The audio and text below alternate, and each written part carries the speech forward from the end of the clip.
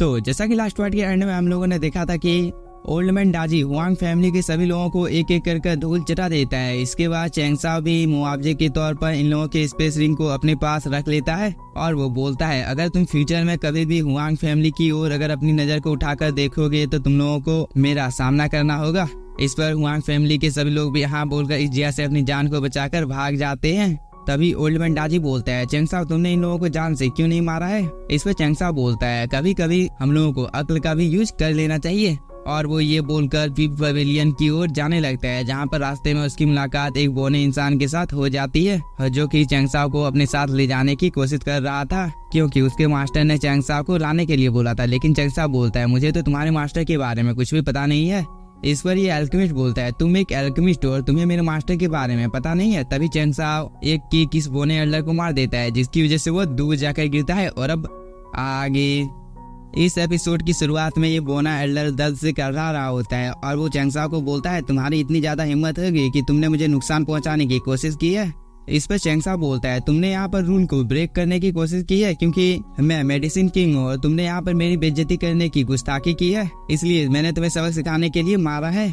लेकिन चैंगसाओ के मुंह से इस बात को सुनकर यहाँ पर जितने भी लोग होते हैं वो सभी लोग बहुत ही ज्यादा शॉक हो जाते हैं और इन लोगों को तो अपने कानों के ऊपर भरोसा नहीं हो रहा था कि ये छोटा सा लड़का मेडिसिन किंग है। इधर इस बोने अंदर को बहुत ही ज्यादा गुस्सा आ जाता है और वो चैंगसाओ को कुछ बोलने ही वाला था, लेकिन तभी वो अपने मन में कुछ सोच कर रुक जाता है। इसके बाद चैंगसाओ आगे की ओर जाने लगता है, लेकिन इस चीज को देखकर इस बोने एल्डर को बहुत ही ज्यादा गुस्सा आ रहा था। इसलिए मास्टर जाओ चैंगसाओ को बताने लगता है कि हम लोगों ने पहले ही 2 सेक्ट के साथ दुश्मनी मोल ली है और अभी आपने किंगोंग पवेलियन के एक आदमी को भी हरा दिया है, इसलिए हम लोगों के लिए मुसीबत पैदा हो सकती है। इस पर चैंगसाओ बोलता है आपको चिंता करने की कोई भी जरूरत नहीं है, क्योंकि मास्टर किंगोंग ने खुद मुझे बुलाया था, लेकिन इस बोने एल्डर ने मेरी बेइज्जती करने की कोशिश की थी, इसलिए मेरे पास 2 ही रास्ता था, पहला इसे जीतने देना या चेतावनी देकर छोड़ देना। लेकिन एल्डर ने पहले से ही मुझे ढूंढने के लिए एक आदमी को नियुक्त करके रखा था, इसलिए मैं ही जीतना चाहता हूँ, क्योंकि मेरे लिए गॉड सन बनना लगभग नामुमकिन होने वाला है। इसलिए मेरे लिए सबसे ज्यादा इम्पोर्टेंट चीज यह होने वाली है कि मैं जुआनी को देखना चाहता हूँ। इसके बाद हम लोगों को कुछ देर बाद का टाइम दिखाया जाता है, जहाँ पर एल्डर जाओ किनफेन बोलता है हम लोग एल्डर जुआनी के घर के पास आ गए हैं। इस पर चैंगसाओ भी हाँ बोलता है और वो इस घर के अंदर में जाने लगता है, जहाँ पर एक सर्वेंट चैंगसाओ को रास्ता दिखा रहा था। तभी चैंगसाओ इस जगह को बहुत ही ध्यान के साथ देखने लगता है। इधर हम एल्डर जुआनी को देखते हैं, जिसकी हालत कुछ ठीक नहीं होती है, इसलिए वो यहाँ पर खांस रहे होते हैं। लेकिन तभी एल्डर जाओ किनफेन एल्डर जुआनी को देखकर थोड़े से इमोशनल हो जाते हैं और वो एल्डर जुआनी के पास सीधे गिर जाते हैं। इस चीज को देखकर एल्डर जुआनी बताने लगता है कि मुझे भरोसा था कि तुम वापस आओगे, और साथ ही मैंने अफवाह सुनी है कि तुम मेडिसिन किंग बन चुके हो। क्या यह बात सच है? क्योंकि हमेशा से ही मुझे अपने डिसाइपल के ऊपर संदेह था, लेकिन तुम बहुत ही ज्यादा टैलेंटेड हो। इस पर एल्डर जाओ किनफेन अपने मास्टर को इस चेयर के ऊपर बिठा देता है और वो चैंगसाओ के बारे में बताने लगता है कि वो चैंगसाओ है और इसी ने मेरी मदद की है, क्योंकि आज चैंगसाओ की वजह से ही मेरी स्पिरिचुअल वीकनेस दोबारा से ठीक हो गई है और आज मैंने मेडिसिन किंग के रेलम को भी अचीव कर लिया है और ये सब कुछ बस चैंगसाओ की वजह से ही है।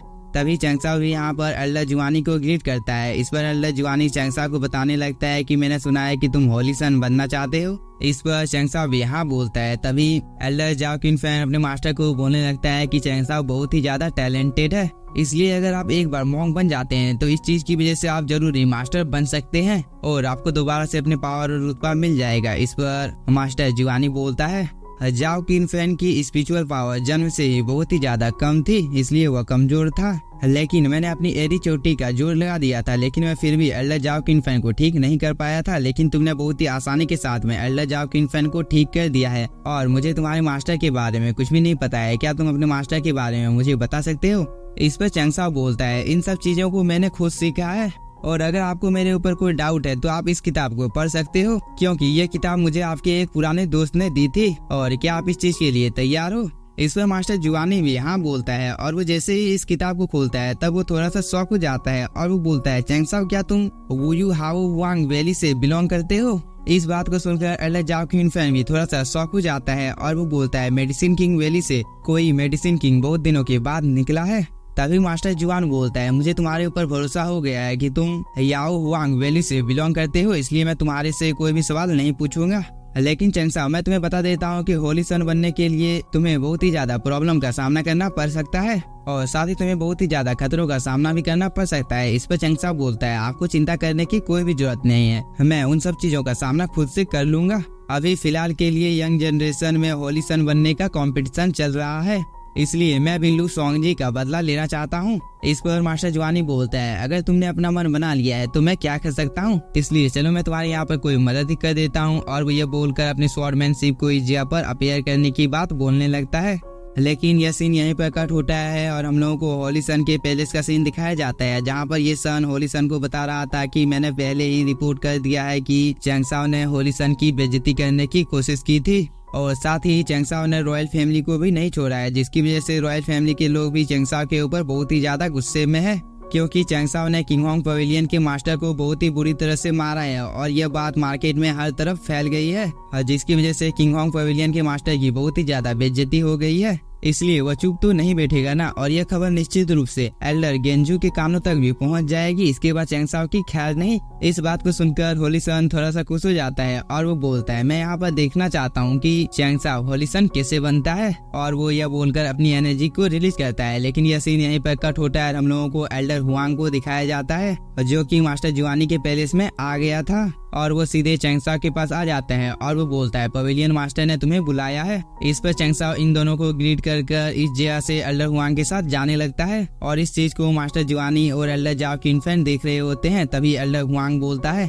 चैंगसाओ, तुम हर जगह पर परेशानी पैदा कर देते हो, क्या तुम्हें डर नहीं लगता है? और मुझे भी यहाँ पर कुछ समझ में नहीं आ रहा है कि मैं तुम्हें क्या बोलूंगा, इसलिए मेरा चुप रहना ही बेहतर होगा। और वो ये बोलकर चुप हो जाता है। इसके बाद एल्डर हुआंग वो चैंगसाओ पवेलियन मास्टर के रूम के पास आ जाता है और एल्डर हुआंग पवेलियन मास्टर को ग्रीट करता है और वो बोलता है, मैंने अपने साथ चैंगसाओ को लाया है। इस पर पवेलियन मास्टर भी गेट को खोल देता है और ये दोनों अंदर की ओर जाने लगते हैं। लेकिन इसी के साथ हम लोगों का ये एपिसोड हो जाता है खत्म। अगर आप लोगों को वीडियो पसंद आया होगा तो चैनल को सब्सक्राइब कीजिए और वीडियो को like. Thank you for watching.